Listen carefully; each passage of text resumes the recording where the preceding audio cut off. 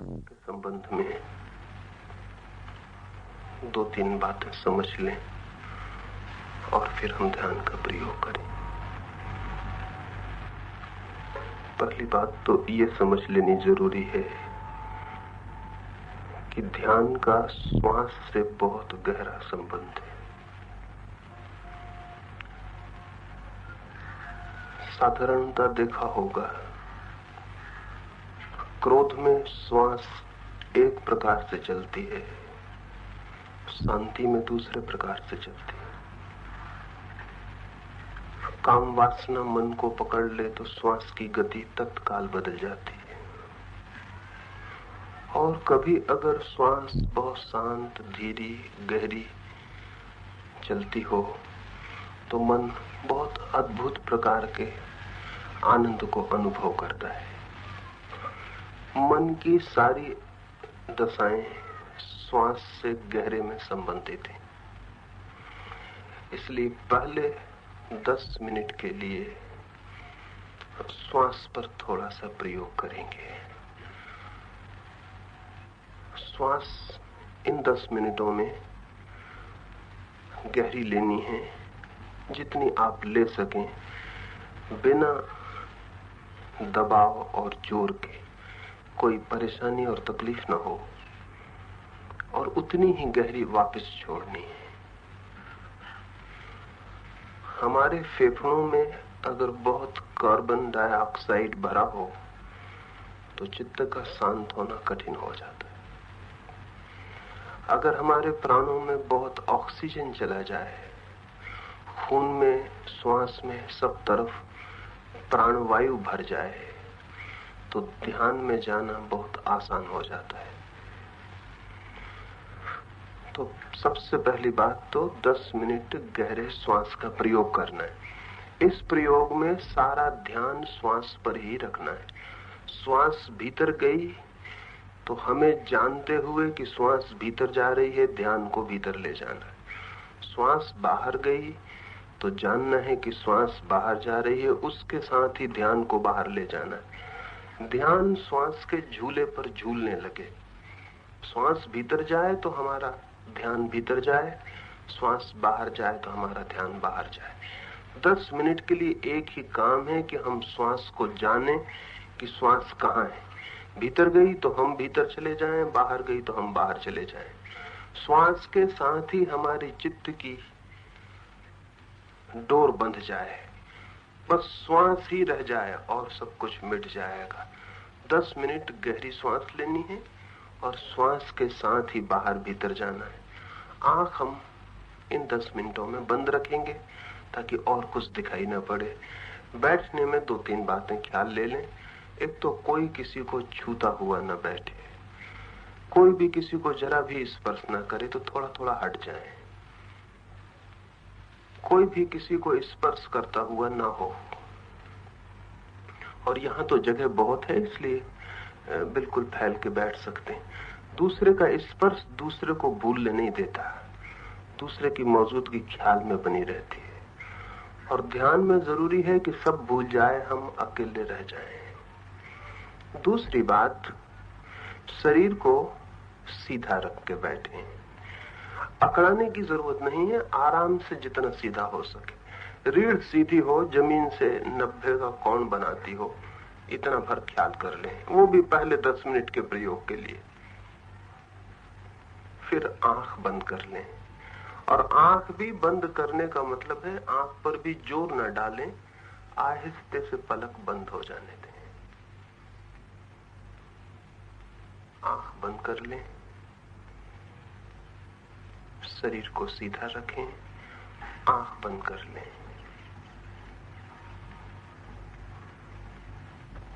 फिर ले जाएं, फिर छोड़ दें।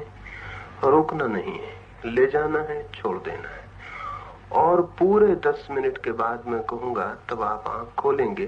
तब तक श्वास पर ही ध्यान रखना है। श्वास भीतर गई तो हम जानते हुए भीतर जाएं, श्वास बाहर गई तो हम जानते हुए बाहर जाएं। ध्यान का मतलब यह है कि श्वास की जो गति है भीतर और बाहर, वो हमसे चूक ना पाए, हम उसके साथ ही बाहर भीतर डोलते रहें। शुरू करें। आंख बंद कर लें, गहरी श्वास लें। बस श्वास ही रह जाएगी 10 मिनट के लिए और सब बंद हो जाएगा। गहरी श्वास भीतर ले जाएं, पूरे फेफड़े भर लें, फिर बाहर निकालें, भीतर ले जाएं, बाहर निकालें। 10 मिनट में मन बहुत शुद्ध और शांत हो जाएगा। फिर हम दूसरा ध्यान का प्रयोग करेंगे। 10 मिनट के लिए ये प्राथमिक काम करें। अब मैं चुप हो जाता हूं। 10 मिनट बाद आपको सूचना करूंगा। तब तक आंख नहीं खोलनी है, श्वास गहरी लेनी है और ध्यान श्वास पर रखना है।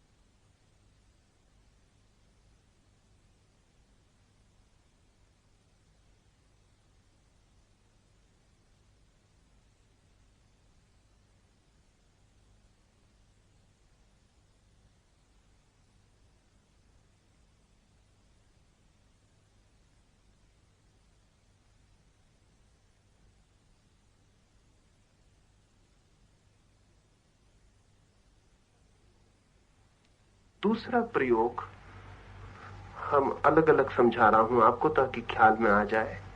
दूसरा प्रयोग है सर्व स्वीकार का। अभी हम बैठे थे, श्वास ले रहे हैं, श्वास पर ध्यान कर रहे हैं, पक्षी आवाज कर रहे हैं, कोई बच्चा चिल्लाएगा, सड़क से कोई ट्रक निकलेगा, ये सारी आवाजें हमारे चारों तरफ हो रही हैं। साधारणतः ध्यान करने वाले लोग, प्रार्थना पूजा करने वाले लोग अपने चारों तरफ के जगत से एक दुश्मनी ले लेते हैं। अगर घर में एक आदमी ध्यान करने लगे तो वो ध्यान के पहले जितना अशांत था उतना ध्यान के बाद दिखाई पड़ेगा। कहीं घर में बर्तन गिर जाएगा, कोई बच्चा रोने लगेगा तो उसका क्रोध और बढ़ जाएगा। उसे लगेगा कि डिस्टर्बेंस हो रहा है, बाधा पड़ रही है। मेरी दृष्टि में ध्यान ऐसी प्रक्रिया है जो समस्त बाधाओं को स्वीकार कर लेती है, किसी बाधा को बाधा नहीं मानती। और जब तक हम ऐसी ध्यान की प्रक्रिया न सीख सकें जिसमें हम बाधाओं को भी सीढ़ियों की तरह प्रयोग कर लें, तब तक ध्यान में जाना असंभव है। क्योंकि बाधाएं तो चारों तरफ हैं। रास्ते से ट्रक निकलेगा, पक्षी आवाज करेंगे, उन्हें कोई प्रयोजन नहीं कि आप ध्यान करने बैठे, कि आपके ध्यान में बाधा न पड़ जाए। और अगर आपने ऐसा समझा कि बाधा पड़ रही है तो बाधा पड़ जाएगी। बाधा बाधाओं के कारण नहीं, हमारी इस भावदशा के कारण होती है कि बाधा पड़ रही। अगर ये भावदशा छोड़ दी जाए और हम स्वीकार कर लें कि जो भी हो रहा है ठीक है, हम राजी हैं, पक्षी आवाज कर रहे हैं, हम राजी हैं, तो पक्षियों की आवाज आपकी शांति को गहरा देगी, कम नहीं करेगी। रास्ते से ट्रक निकल रहा है, हम राजी। कोई बच्चा रो रहा है, हम राजी, क्योंकि आज तो आप बगीचे में आके बैठ गए हैं। अगर प्रयोग करना चाहेंगे तो घर में ही करेंगे। सड़क चलेगी, घर में आवाज होगी, बात होगी, शोर होगा। और अगर ये दृष्टि रही कि ये सब बाधा बन रही है तो ध्यान असंभव हो जाएगा। तो दूसरा 10 मिनट के लिए हम प्रयोग करेंगे सर्व स्वीकार का। जो भी हो रहा है मैं उससे राजी हूं, मेरा कोई विरोध नहीं है। पक्षी आवाज कर रहे हैं, मैं राजी हूं। और जब आप राजी हो के पक्षी की आवाज सुनेंगे, क्योंकि फिर सुनने के सिवाय कोई उपाय न रहा, जब शांति से, आनंद से, स्वीकार से पक्षी की आवाज सुनेंगे तो आप पाएंगे कि पक्षी की आवाज आपके भीतर गूंजती है, चली जाती है। आप एक खाली घर की तरह रह गए, वो आवाज कोई बाधा नहीं डालती, बल्कि उस आवाज के बाद आप और शांत हो गए जितना कि आवाज के पहले थे। जैसा कि कभी रात रास्ते पे चलते हो, अंधेरी रात हो और कार निकल जाए, तो कार के प्रकाश के गुजर जाने के बाद रास्ता और अंधेरा मालूम पड़ने लगता। ठीक ऐसे ही आवाज गुजरेगी, अगर हमने उसका विरोध न किया तो और घनी शांति पीछे से लौट आती। तो 10 मिनट हम सर्व स्वीकार का प्रयोग करेंगे, क्योंकि बिना सर्व स्वीकार के प्रयोग के ध्यान में जाना असंभव है। न तो आप हिमालय पर भाग कर जा सकते हैं, और वहां भी भाग के चले जाएं तो वहां भी कुछ न कुछ हो रहा है। आदमी न बोलेंगे, पक्षी बोलेंगे। सड़क पर कोई न गुजरेगा तो वृक्षों में हवाएं बहेंगी और आवाज होगी। सारे जगत में जीवन है, जीवन की आवाज है, उससे भागा नहीं जा सकता, उसे स्वीकार कर लेना पड़े। और फिर जब सभी तरफ परमात्मा है तो सभी आवाजें उसकी हैं, विरोध उचित भी नहीं है। एक पक्षी भी चिल्ला रहा है तो वो भी परमात्मा ही चिल्ला रहा है। और अगर वृक्ष में हवाएं आती हैं, सूखे पत्ते उड़ते हैं, वे भी परमात्मा के हैं। सब परमात्मा का है। और जब इस सबके साथ हमें एक हो जाना है तो विरोध करके हम एक ना हो पाए। अविरोध, नॉन रेसिस्टेंस दूसरा सूत्र है। तो हम 10 मिनट के लिए फिर बैठें, गहरी श्वास लेंगे, श्वास पर ध्यान रखेंगे और साथ ही दूसरा प्रयोग करेंगे कि जो भी हो रहा है उससे मैं राजी हूं, मैं स्वीकार करता हूं, मेरा कोई विरोध नहीं। और जैसे ही ये भाव भीतर घना होगा कि मैं राजी हूं, मैं स्वीकार करता हूं, वैसे ही मन गहरी शांति में उतरने लगेगा। पुनः आंख बंद कर लें।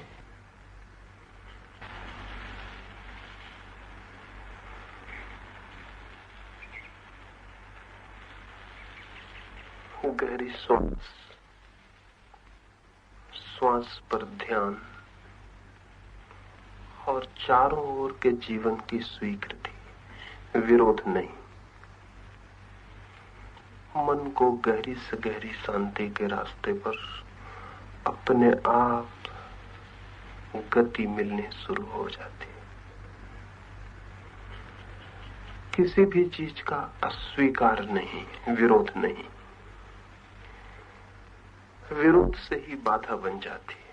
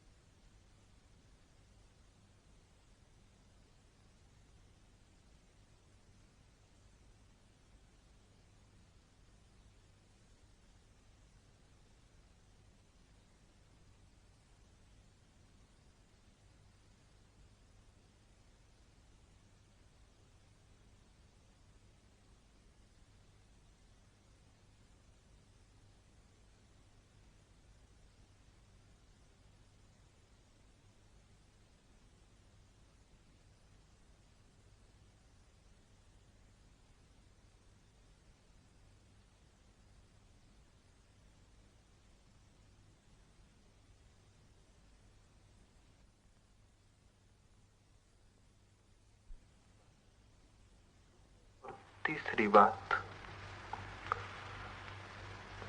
मनुष्य के और परमात्मा के बीच में जो सबसे बड़ी दीवार है, वो दीवार परमात्मा की तरफ से नहीं, मनुष्य के ही तरफ से। और वो दीवार है मनुष्य का ये ख्याल, मैं हूं। ये ख्याल जितना मजबूत है, ये अहंकार, ये ईगो की मैं हूं जितना मजबूत है, उतनी ही बड़ी दीवार हमारे और उसके बीच खड़ी हो जाती।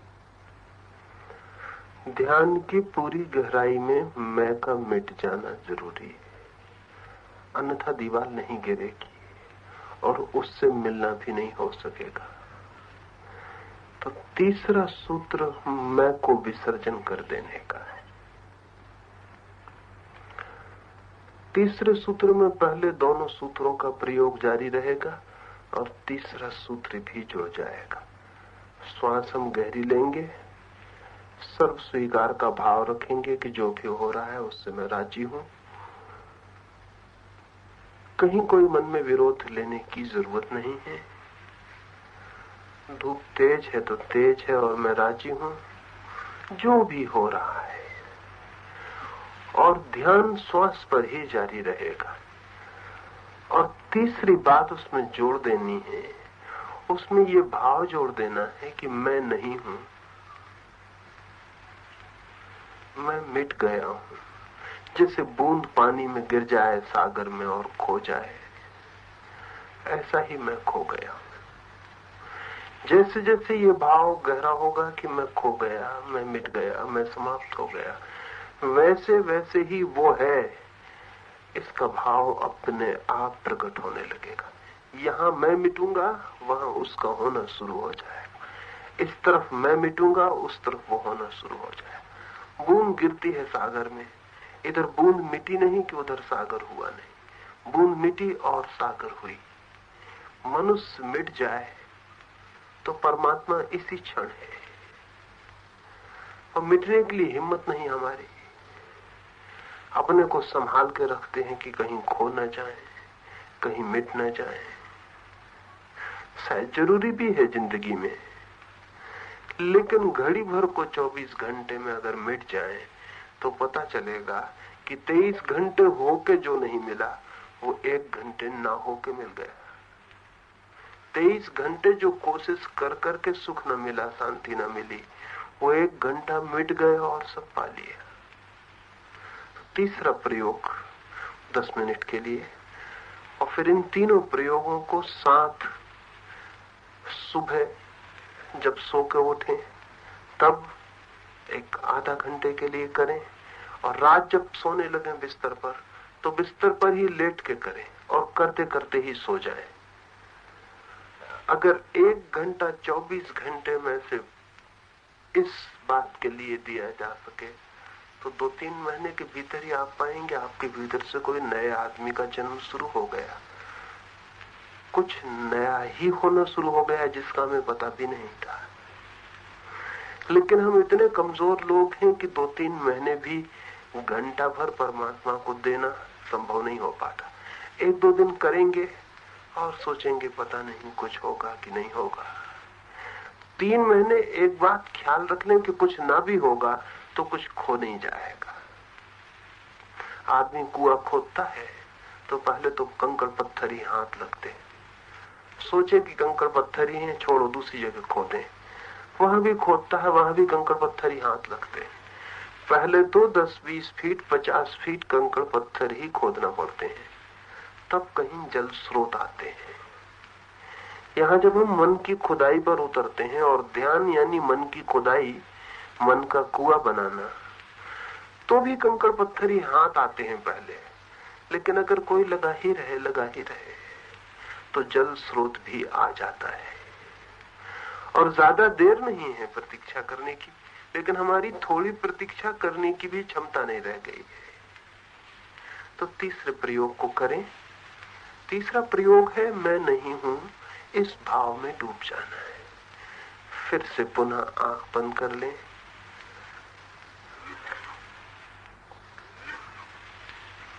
गहरी श्वास लेना शुरू करें। श्वास भीतर जाए तो ध्यान भीतर जाए, श्वास बाहर जाए तो ध्यान बाहर जाए। देखते रहें, ये श्वास भीतर गई, ये श्वास बाहर लौटी, ये फिर भीतर गई, ये फिर बाहर लौटी।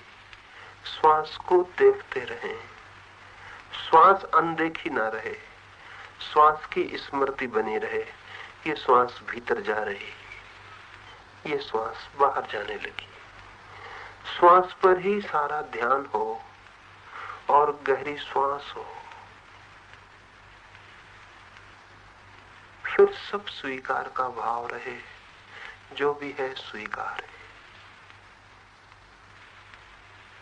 जो भी है स्वीकार है। और तीसरे प्रयोग में डूब जाएं।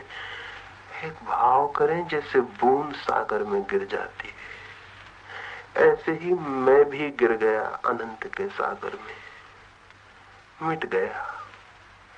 मैं नहीं हूं, मैं नहीं हूं।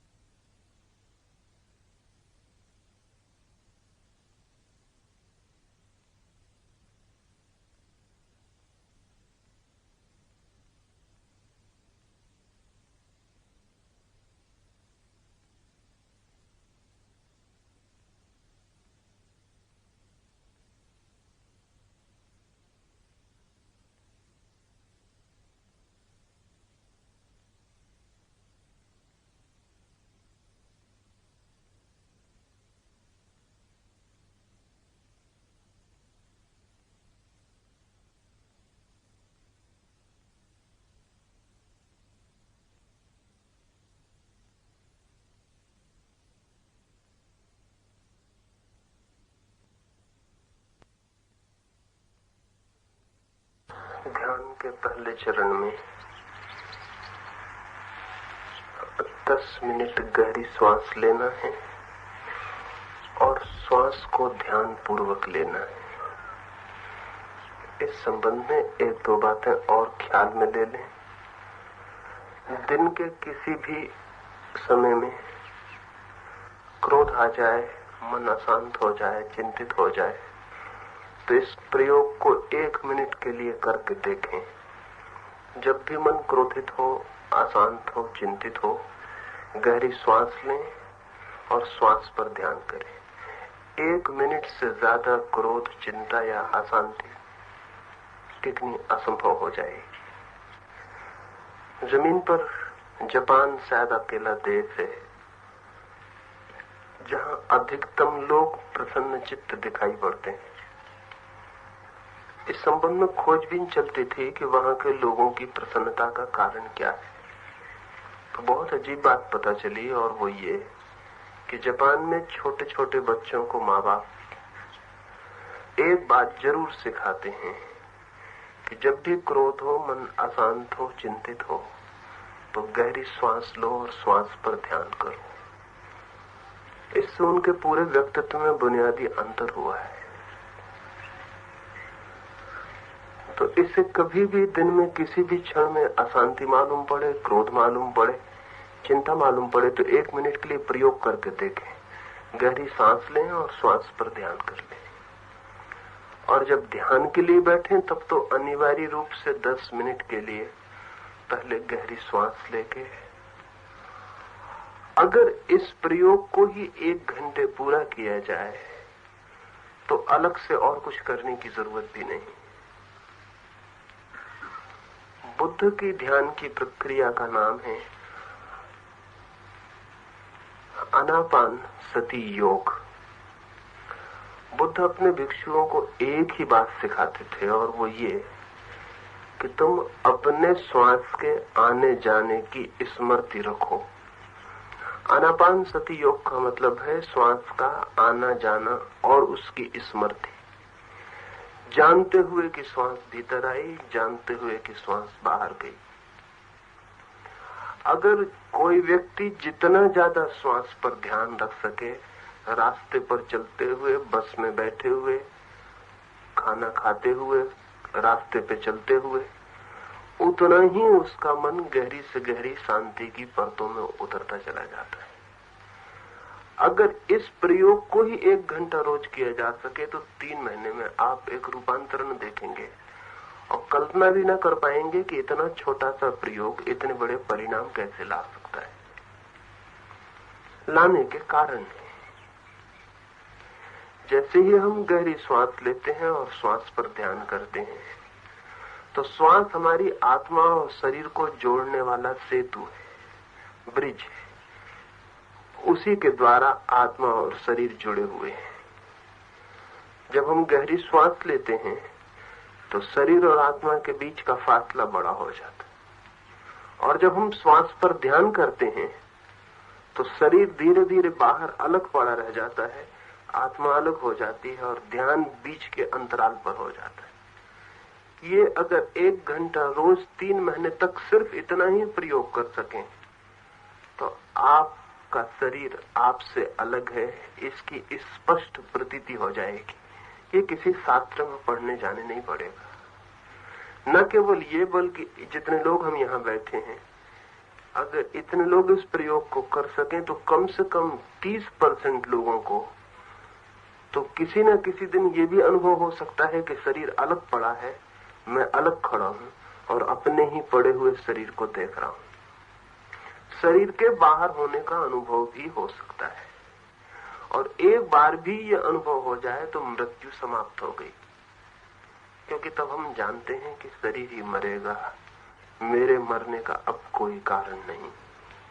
और जिस व्यक्ति के जीवन से मृत्यु का भय चला जाए, उस व्यक्ति के जीवन से सभी भय चले जाते हैं, क्योंकि मूल भय मृत्यु है।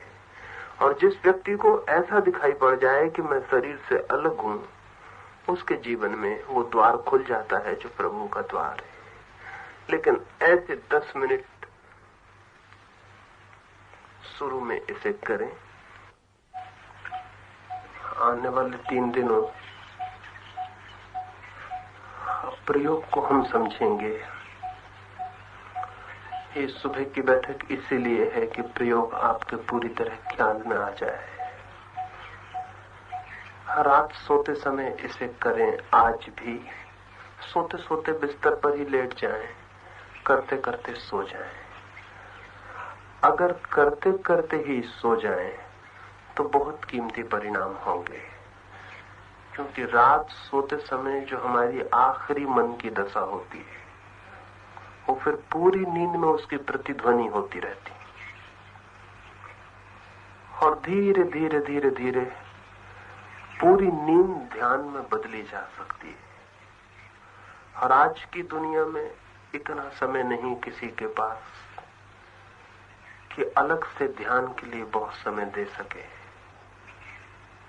इसलिए मेरी समझ ऐसी है कि रात सोते समय ध्यान अगर किया जाए तो धीरे धीरे बिना कोई अलग से समय निकाले रात की पूरी नींद ध्यान में बदल जाती और थोड़े 10-15 दिन में ही आपको पता पड़ना शुरू होगा कि नींद की क्वालिटी बदल गई, उसकी गहराई बदल गई।